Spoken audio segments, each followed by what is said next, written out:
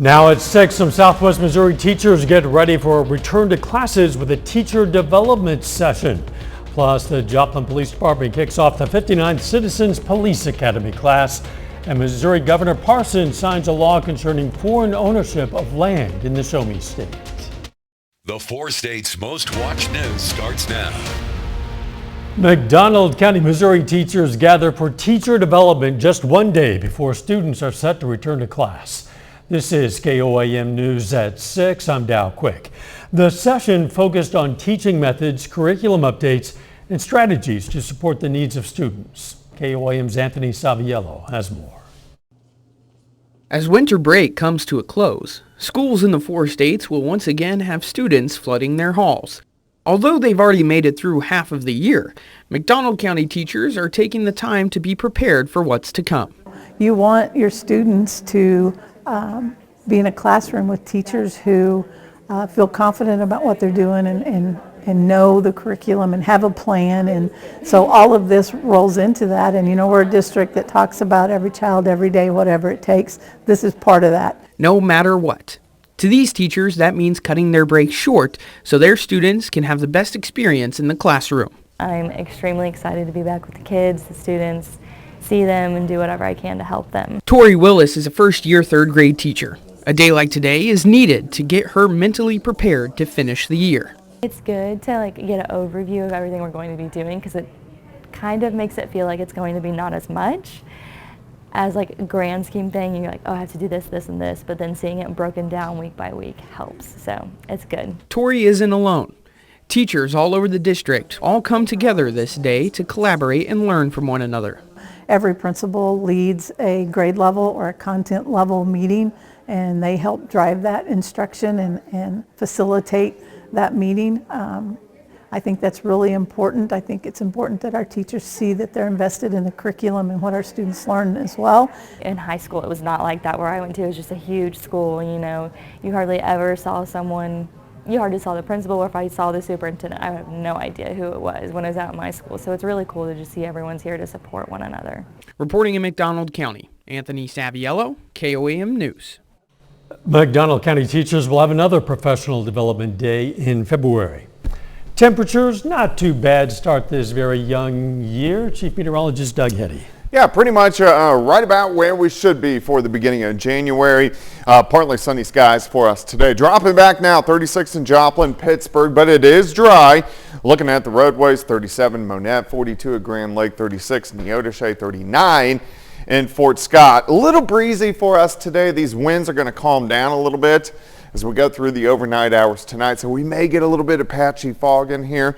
We do have a wave to our south, which is tracking mainly Texas, southern parts of Arkansas, but we're going to get the clouds from it later on tonight, and then again as we go into the daytime hours tomorrow. But it's going to be quiet tonight as we slip back through the 30s, eventually into the 20s with a little bit of patchy fog. Now we do have rain and snow chances in the forecast. We're going to look at that here in just a little bit. See you soon. Authorities have charged a trespassing suspect with assaulting an officer. The Noel, Missouri Marshal's Office responded to a trespassing call in reference to this man, Adam Shoger of Chicago, Illinois. Authorities say Shoger then assaulted the officer who was trying to detain him. The officer used his taser on Shoger. The officer was evaluated at a local hospital and released. Authorities in Arkansas say an off-duty police officer working as a security guard shot a suspected thief at a Little Rock Walmart on New Year's Eve. Police say the man pulled a knife, cut the officer when the officer tried to take him into custody. The officer pulled out his gun and ordered the man to stand down. According to police, when the man continued to advance toward the officer fired. That man later died at the hospital. The officer was hospitalized and released. The Little Rock Police Department is conducting an internal investigation, and a separate criminal investigation is also underway. The Joplin Police Department kicks off its 59th Citizens Police Academy class. It's a free 14-week program for people in the area who want to learn more about the Joplin Police Department. It covers a wide variety of topics, including narcotics, investigations, vehicle stops, SWAT operations, and more. Participants get hands-on training conducted by experienced police officers. That academy is going to conclude on May 2nd with a closing ceremony and dinner. More people are moving out of Kansas and Oklahoma than the number moving in. In Missouri and Arkansas, it's the reverse. The stats come from an annual survey by United Van Lines.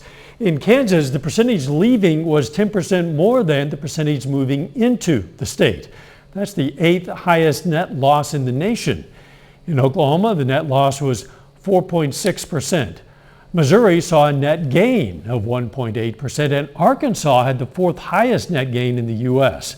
The percentage moving to Arkansas was 20.4% higher than the percentage leaving that state. The portal that allows anyone anywhere to search Kansas district court cases over the internet is back online, but its information is temporarily out of date while courts work to input case information filed on paper. The portal is one of several information systems temporarily incapacitated by an October 12th cyber attack. Not only does the portal provide court information, it also allows court users to pay fines, fees, and costs online. Missouri Governor Mike Parson issues a ban on Chinese-owned agricultural land near critical military facilities. The ban covers individuals and businesses from nations designated as foreign adversaries from buying agricultural land within a 10-mile radius of a critical military facility in Missouri. Nations currently classified as foreign adversaries include China, Cuba, Iran, North Korea, Russia, and Venezuela.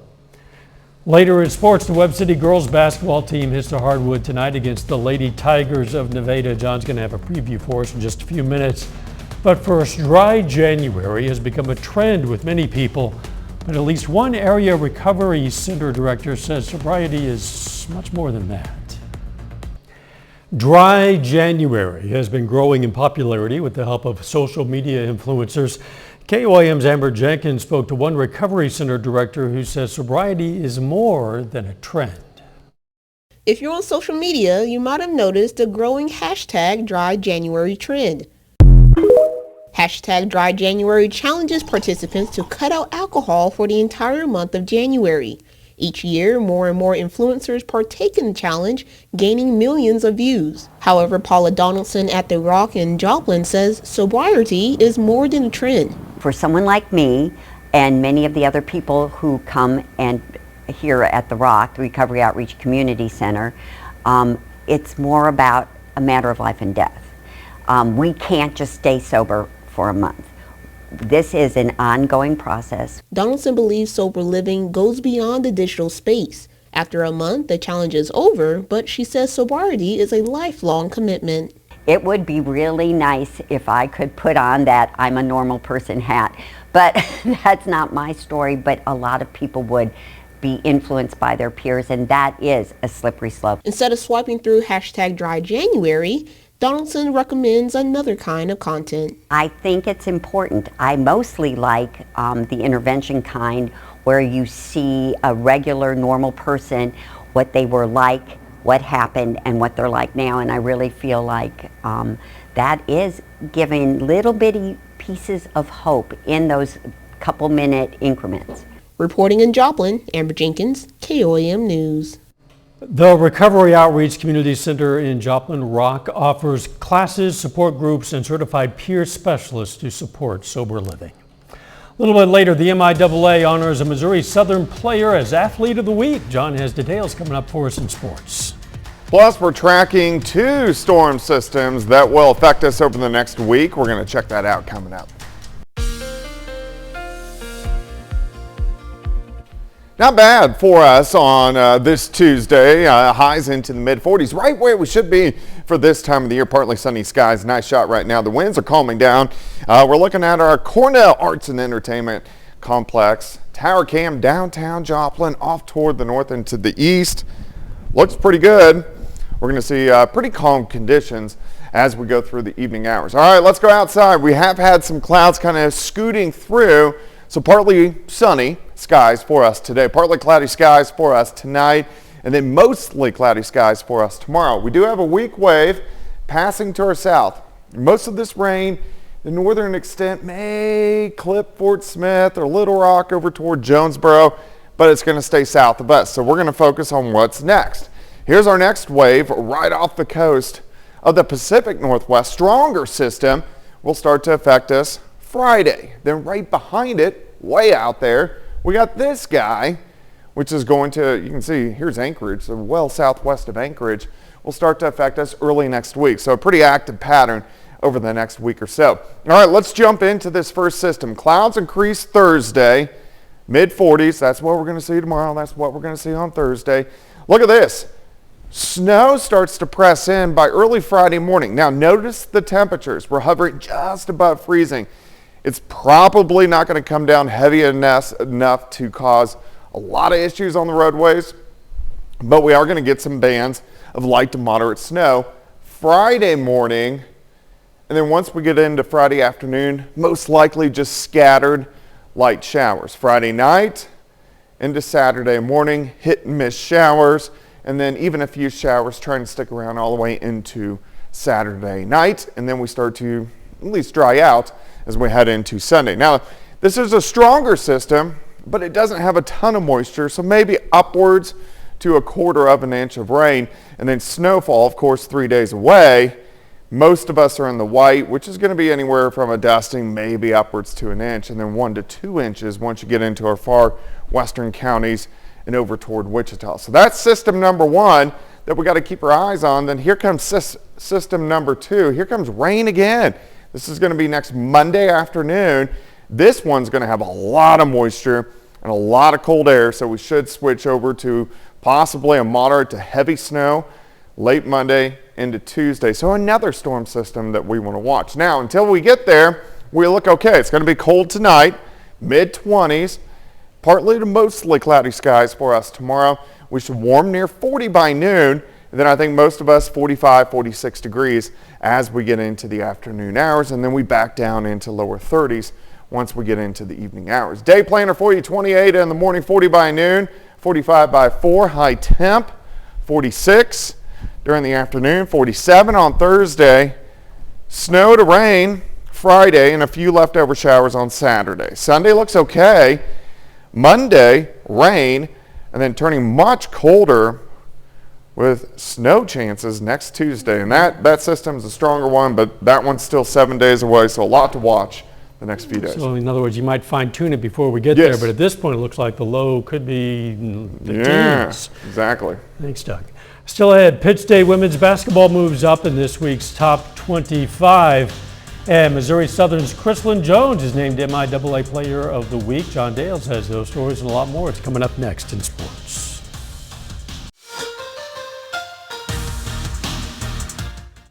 Tonight, Webb City girls basketball does something it hasn't in 2 weeks.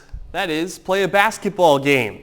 After the break for the holidays, the Lady Cardinals are at home this evening facing the Lady Tigers of Nevada. That game in progress as we come on the air, tipped off at 6 o'clock. Nevada also hasn't played in about a week and a half. The Lady Tigers enter with a record of 6-5.